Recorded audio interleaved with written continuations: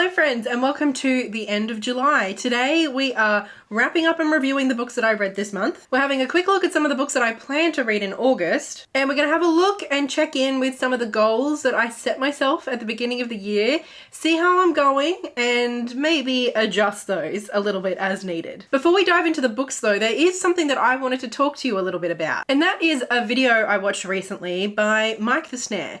Mike the Snare is like a music YouTuber who I've been watching for years. I really love his videos, and I'll leave a link to the video in question down below. In that video that he made recently, he spoke about the idea of rating music. That is specifically giving music and albums, songs, whatever, a star rating or a numbered rating, as opposed to reviews where, you know, like you talk about music, you describe your thoughts and your feelings. And in that video, he really challenged and critiqued the idea of putting like a number on music and how limiting that can often be, especially when it comes to actually having productive, useful conversations about music. And while watching that video, I could not help but think about books, reading, and publishing in general as well. And I just feel like so much of what he spoke about was definitely applicable to reading and our discourse around books and reading. Obviously, there's even more to the conversation and maybe some like different kind of nuances that might apply specifically to books, but it just really got me thinking about something that I've already been kind of like sitting on. At the beginning of the year, I did speak about how I wanted to put less of an emphasis on star ratings this year, and I think I have done that. I still like rating my books for myself just because I read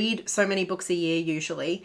It's nice to be able to just see at a glance the books that I really enjoyed versus the books that I didn't. But I think in terms of communicating to you what it is I did or didn't like about a book, and more specifically, whether you would like a book. And I think too, there's plenty of books that at the time of reading, I gave like a 4-star, but you know, a few months on, even a few years on, I look back on and think, as if they're one of my favorite books that I've ever read. And then there are other books that I gave 5 stars at the time because, you know, they made me laugh, they made me cry, that like a month later I was not thinking about. But I do think I want to focus even less on the star ratings than I have in the past, and even less again than I have been trying to this year. I'm sure I'll still kind of like slip in like a 5-star or a 3-star. I'm sure I'll still like mention it because it's so much a part of book dialogue online and how I have learned to speak about books. But where I once used to do my wrap-ups with literally my star ratings and like ranked, I mean, rankings are fun in a different way. But you know, I used to do it very much a book is associated with a rating. I don't know that I want to do that anymore. I'm not sure yet how I'm going to approach GoodReads and other things. And like I said, this is like an evolving thing for me. But all that to say, in this video, I don't want to talk about stars at all. I want to tell you how these books made me feel, what they made me think, and even, you know, who I think these books are good for. And I want that to be what our conversation is about. Not a number. So anyway, I'm gonna get off my soapbox. Like I said, that video will be in the description box below for you if you'd like to check it out. It's a great video. And with all that out of the way, let's have a chat about the books that I read in July. Okay, so starting with the summer book.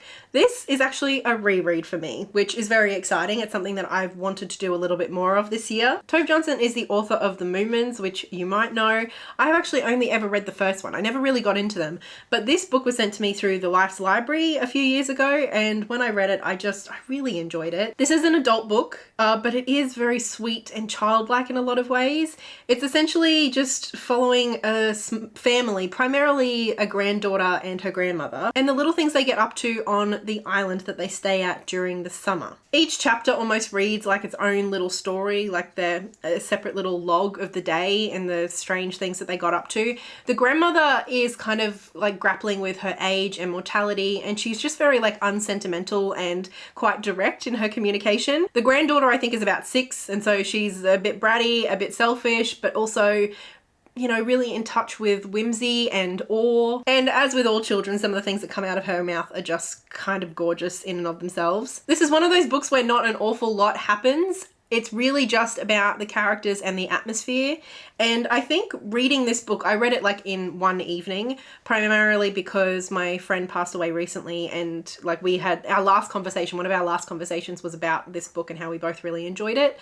And so last night I just sat down with a cup of tea and read through this lovely little book. It's very bittersweet and just thought of my friend. I don't think I will ever list this as one of like my all-time favorite books or anything, but it's just such a beautiful, touching, bittersweet, moody kind of read. One of my goals for this month was to read some middle fiction, and I did do that. I read 2 middle fiction books this month. The first one is How to Be Prime Minister and Survive Grade 5 by Carla Fitzgerald. This is a contemporary book, and it's a little bit of like an introduction to politics for kids in a lot of ways.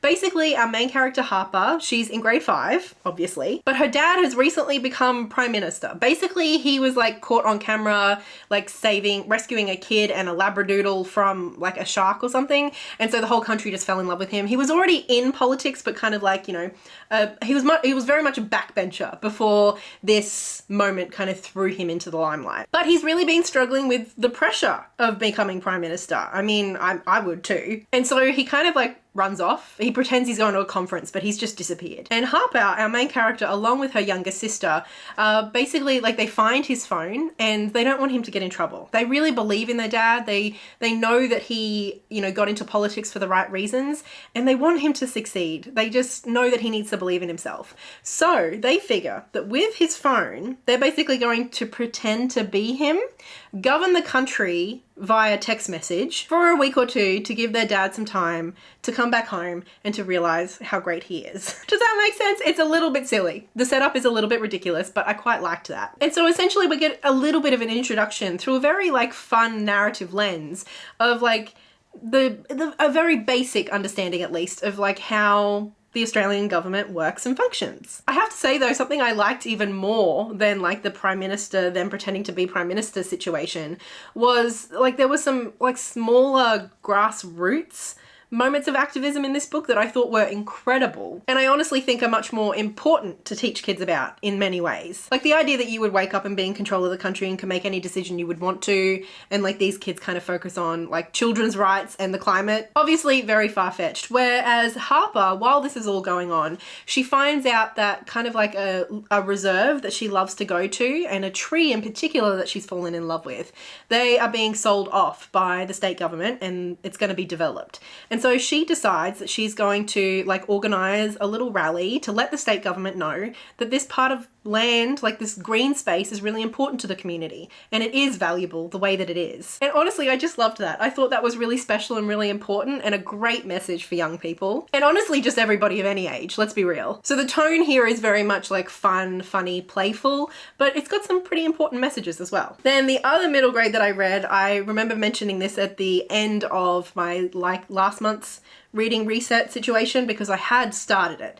This is The Deadly Daylight, which is the first book in the Alice England mysteries. There are spooky elements, and this book deals very frankly with the concept of death and mortality. And so in a way, this series is a little bit dark, but equally it all feels quite cozy. I think the way that the characters are all very frank and matter of fact, and like the friendships that they develop and the way they go about solving mysteries, it has a very atmospheric, like setting-based, cozy feeling. The mystery for this first story, I'll tell you the setup. Violet has a skin allergy, a sun allergy. She's deathly allergic to the sun, and it is an allergy that many members of her family share, including her uncle, who is a security guard who works down by the pier.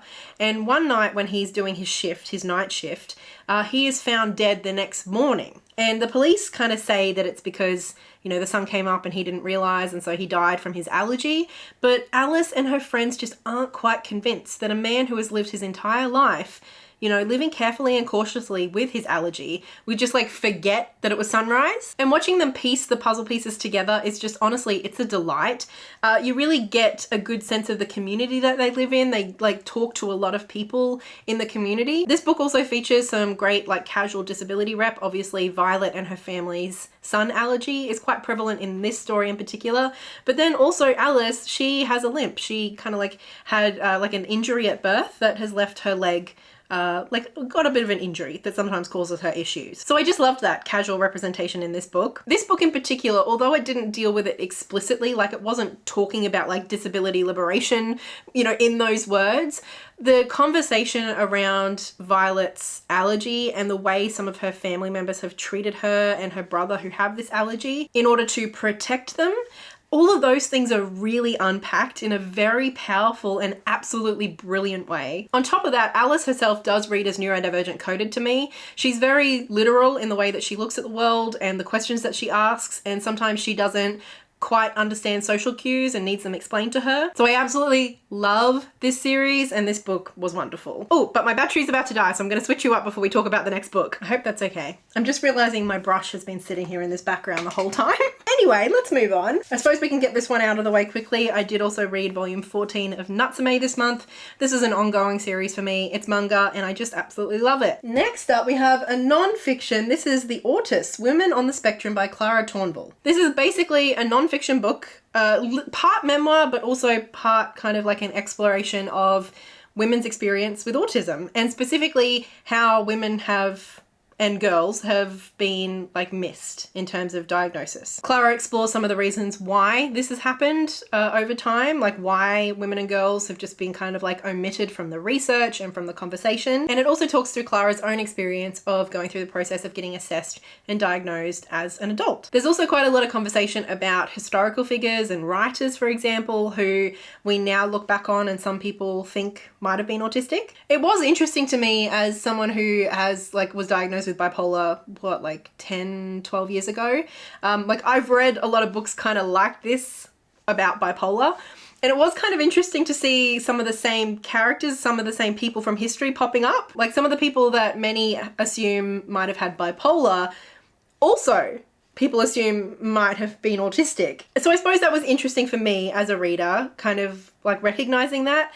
And although I do think there is validity in looking back on historical figures and finding ways to identify with them with language that they might not have had at their time, I think that's entirely valid and often quite useful and powerful. But it also in some ways demonstrates, I think, the limitations of our current understanding of psychiatry and our current methods of diagnosis. I don't want to get too much into this because I'm worried that I could like say what I want to say wrong. I have a very strong conviction around this topic that mental illness and neurodivergence, I think they're very much real things, but I think our human and scientific understanding of them is quite limited. And essentially that, we've got lists of traits in a DSM that itself is very flawed and the history of it is very flawed. Anyway, I'll stop there.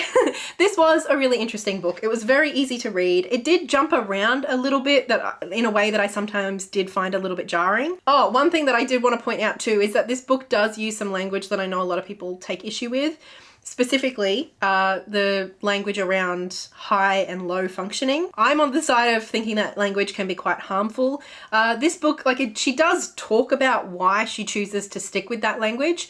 I did feel like her logic was a little bit limited, but essentially her argument is that for many women in particular, being high functioning and having access to that label might mean that they then can identify with autism and go through the process of getting recognition and diagnosis. And so essentially she's concerned that if we remove that language, we will just be limiting or ignoring women again. I think there are other ways to talk about support needs than such a kind of strict label that focuses on the supposed limitations of an individual. I think that there's plenty of valuable information in here. It was easy to read. I enjoyed it overall, but that's something to note. Okay, next up we have the third book in the Wayward Children series. This is Beneath the Sugar Sky by Seanan McGuire. I am on a bit of a roller coaster relationship with this series so far, literally. I started not really liking but not loving the first book, really loving the second, and back to liking but not really liking all that much the third. This was a fine read, and I think I read this in one sitting, and I think that was a good thing to do.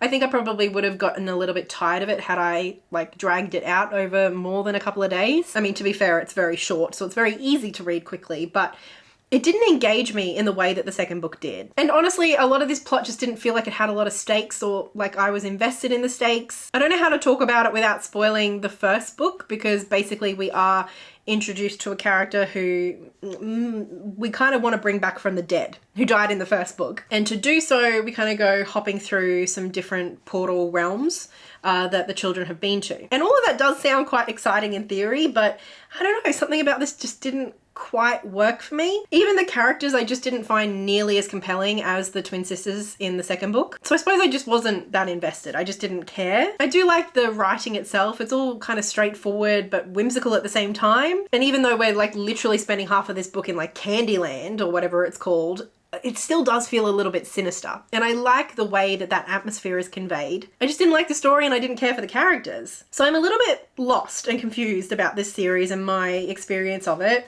I think if I hadn't loved the second book as much as I did, like this third book would just be like a, okay, maybe this series isn't for me, it's time to tap out. But that second book, it is one of my favorite books that I've read so far this year. And I do have, how many more? I have the next 3, so I have up to 6 already. Don't ask me why I do that. So I think I will continue for now, but honestly, this series is kind of like on thin ice with me. Okay, now that I've been a little bit negative, let's talk about my 2 absolute standouts from the month of July. And I have actually spoken about both of these books in vlogs recently. They are The Golem and the Djinni and The Hidden Palace by Helene Wecker. These are both books in the duology that is the Golem and the Djinni series. The first book is The Golem and the Djinni, and I originally thought that this was a standalone, and to be perfectly honest, it can absolutely be read as a standalone. It has a very solid, satisfying conclusion. And I read this recently for my big book challenge, and I'll leave a link to that spoiler-filled reading vlog in the cards above for you. This is an historical fantasy series featuring the Golem and the Djinni, 2 kind of creatures of magic and folklore from 2 very different cultures. Basically, these 2 non-human entities find themselves in 1899 in New York City and just kind of having to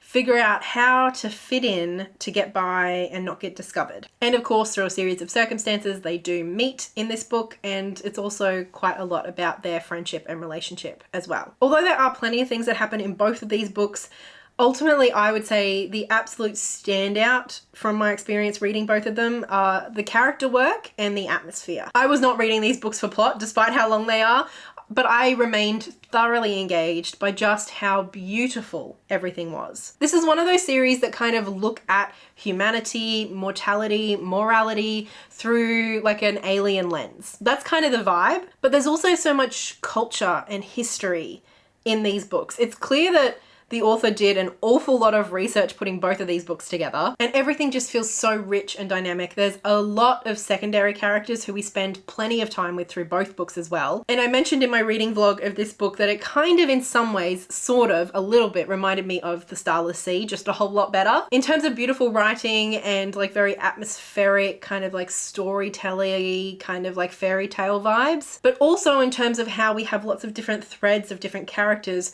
who end up weaving together and making sense by the end. I got so swept up in all of it, and I never wanted to come down. And I think that's evident by the fact that I read both of them, both pretty big books, in 1 month. Like, I don't do that normally, especially considering the first book did not end on the cliffhanger. Like, there was no need for me to continue. The only reason I got the second book and read it so quickly is because I was just devastated at not being with Hava and Ahmad in New York again. Like, I wanted to be back there. I wanted to be back in it.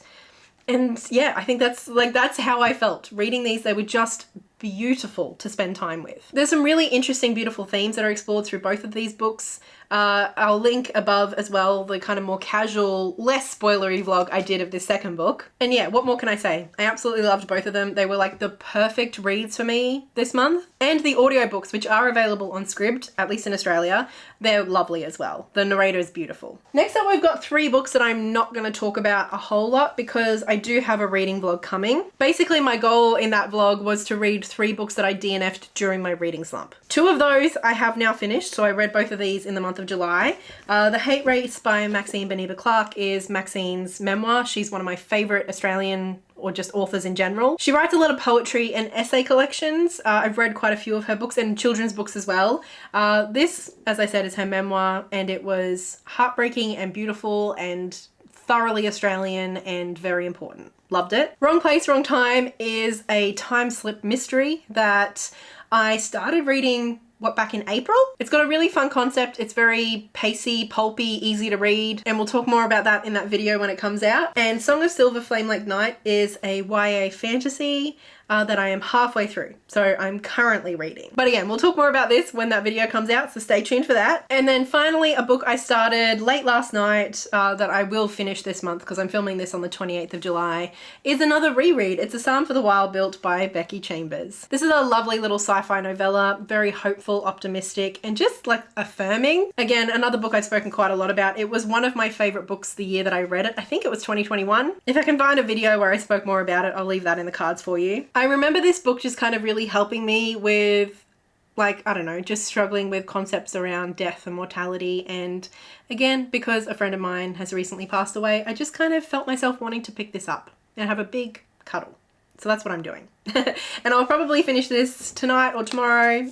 So this will be added on for my July. But like I said, I've already read it and I already know. I absolutely love it. So that's everything that I have read or am reading in the month of July. I'm feeling pretty chuffed about all of that. I'm feeling really good. Obviously, there are a couple of books here that I haven't enjoyed as much as others, but I think 2 rereads that I'm really enjoying, 2 big fantasy books that I've loved. Both of those are attached to reading goals I set myself for this year, so we'll talk more about that in a little bit. But first, quickly, let's have a chat about some of the books that I'm thinking I'd like to prioritize for the month of August. August, can you believe it? Okay, they are here. Firstly, and I'll get this one out of the way nice and quick, Natsume, volume 15. Want to keep reading because I love this series. And I'm just glad to have picked up momentum on it again. And I want to get back into it because, I mean, obviously I love this, but then also I have other manga series that I want to get to that I've told myself I'm not allowed to start until I finish this. I think there's 28 or 29 volumes out at the moment. So, I mean, I'm halfway through. Then my patrons voted for my big book for next month, Witch King by Martha Wells.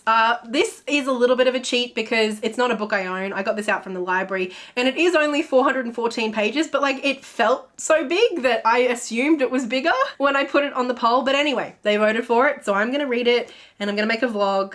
Fully spoiler all of the things, so I mean, if you're interested in my thoughts of this book, you can stay tuned for that. Then, as always, I have the vague goal of reading more YA and middle grade and children's books for work. In particular, I really want to prioritize We Didn't Think This Through, by Gary Lonesborough. So this is the new Gary Lonesborough. I absolutely loved Gary Lonesborough's first book, The Boy from the Mish. It was one of my favorite YA books I've ever read. It's a queer Aboriginal coming of age story and it's just absolutely beautiful. If you have not read it yet, you absolutely need to. Whether you're in Australia or not, find a way to read that book. It's so good. And then finally, Beyond the Story by BTS, one of my anticipated books of the second half of the year.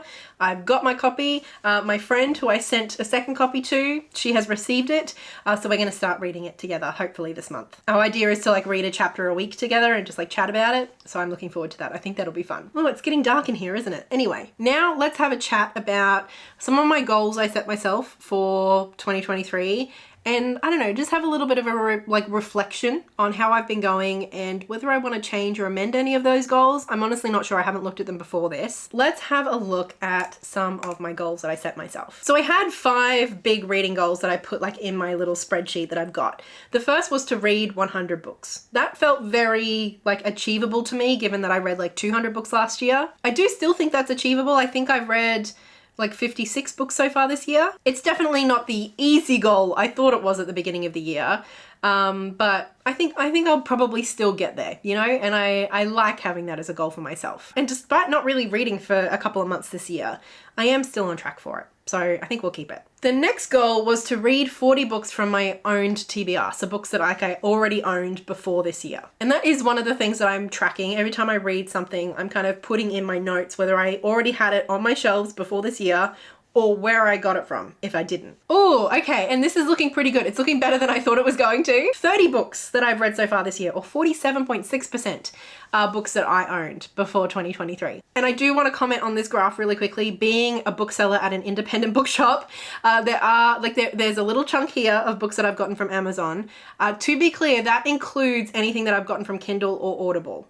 Or Amazon. To be honest, there are a couple of books that like I had trouble getting elsewhere, so I got them on Amazon. But the vast majority of books that I own, I try to either get secondhand or from independent bookshops. Aside from books that I already owned, the second most common way though that I've acquired books that I've read so far this year are proofs and arcs. That makes total sense as I've been a judge for the Readings Children's Prize this year, and so all of those books that were submitted I got copies of. And obviously those are books that I have had to read, so I've prioritized reading them. But essentially we are doing well. We are tracking well for this this goal so far, and I honestly wasn't sure how it was going to go, so I'm chuffed. Okay, our next goal is to clear 15 series. And by clear, I mean either catch up to where something's published if it's not a completed series yet, or finish the series, me reading a completed series, or third, scrap it from my TBR, DNF the series. And honestly, I haven't done too great on this one so far. A series that I have decided to DNF is Finley Donovan. I read the first 2 books and decided not to continue.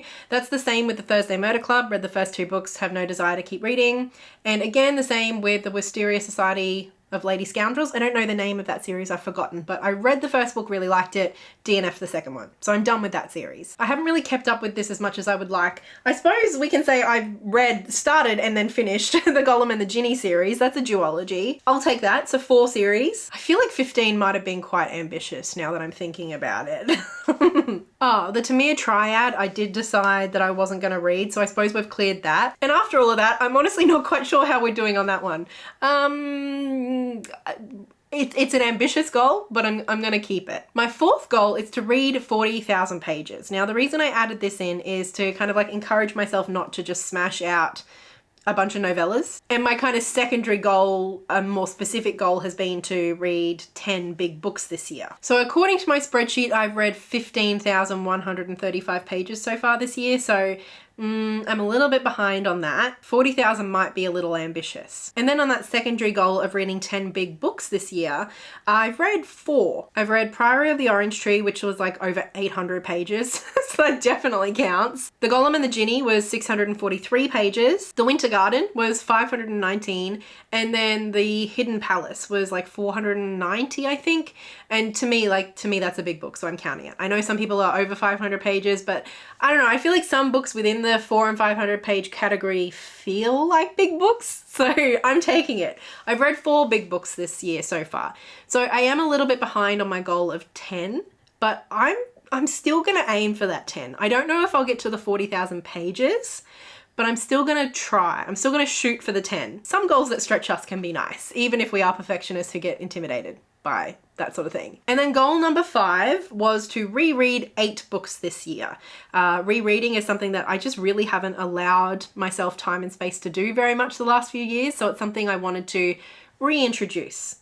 8 books obviously is not a lot, but I just wanted to keep it like as something that felt very manageable. And obviously 2 of the books that I read this month were rereads. So, I mean, that's definitely helped me out. Okay, so far this year I have reread 5 books. What were the other ones? I know one of them was Lightfall. Oh, and then the other one, of course, how could I forget, is Even Though I Knew the End by C.L. Polk, which I first read in December 24th. So it's like barely a reread, but I mean, I love that book so much. Oh, and then There's No Such Thing as an Easy Job by Tsumura. That was one of my favorite books of 2020, I think? Or was it 2019? I don't remember. I love that book so much. And so I read the bits that I felt like reading. So I'm going to count that as a reread, and I loved rereading that book. So those were my top 5 reading goals. And to be perfectly honest, I think the ones I'm going to struggle with most are the clearing 15 series and the reading 40,000 pages. But I'm going to leave them there because although they're ambitious, I think they're useful goals. The other ones I feel like I'm going to smash. So that's nice. Then I suppose a goal that I have more generally is just to read widely and diversely. And I mean, I don't have specific targets that I'm aiming for here, but I am kind of loosely tracking these things. Now, I understand that this is completely imperfect, but to me, it is like the simplest and honestly kind of like least possibly damaging way to look at something like this. I literally just have a checkbox that I tick for diverse reads. So each book that I read, I check off if it is in some way, I think, meaningfully diverse. And 42 or 67% of the books that I've read this year, I think are some way meaningfully diverse. And 12 of the books I have labeled as LGBTQIA+. And own voices specifically, this is something that I don't do a lot of like research into. It's just like if I already have a pretty strong awareness or it's very easy to find if the book is like representing own voices in some way. 34 or 54% of the books that I've been reading I've labeled as own voices. Again, I know the concept of own voices is imperfect, but I still think it's a pretty powerful and useful metric, as long as we don't start using it to attack authors and like force them out of the closet and stuff, you know? In terms of where the books are coming from, where they're being published, I've kind of got this pretty, like 3/4 of the books that I'm reading are coming from North America, Asia, or Australia. And then the next largest category is the UK, then Oceania, Europe, and then Africa. I don't think I've read anything from South America. So I like that a big portion of my reading is from Australian authors. That's something I deliberately prioritize. I think being in Australia, it makes sense that a lot of the books that I'm reading are from North America and the UK. Like, I'm an English language reader. I don't know how to read anything else, and a lot of English language books are published in those countries. And it also makes sense that a lot of the books that I'm reading outside of those two countries in Australia are from Asia. Partly because Australia, like we are essentially in Asia, like that is our closest neighbor. But also because a lot of what I've been reading has been manga. And so a lot of that is obviously Japanese. I'm glad that I've been reading quite a bit from Oceania as well. Like obviously it's not as massive as 5 books that I've labeled from Oceania. So I think a lot of those would be New Zealand. I just feel like sometimes Australians, we can forget about our neighbours, and that's something I don't want to do. Continental Europe and Africa and South America are not as well represented in my reading. I think personally I definitely do want to prioritise Australia, Oceania and Asia, but I still need to read a little bit more from specifically Africa and South America. Preferably that would be eating into the North American pie a little bit, but I mean this isn't too bad for me. I mean, always improvements to be made, but it's not too bad. Anyway, that's a little bit of a snapshot into my reading so far this year and how I've been going this month in particular. I would love to hear in the comments below how your reading has been going. Do you have any goals for 2023? Let me know how you're going on them, how you're tracking. And also, if it's relevant, let me know literally how you are tracking. Like, how are you keeping track of that goal? As always, a big thank you to my wonderful patrons over on Patreon, and especially a big thank you goes to Olivia, Lynette Brown, and Marie. But I think that is more than enough stats and chatting about books for now. So thank you so much for hanging out with me. I will talk to you in the comments and in the next video. Until then, so much love and happy reading. Bye.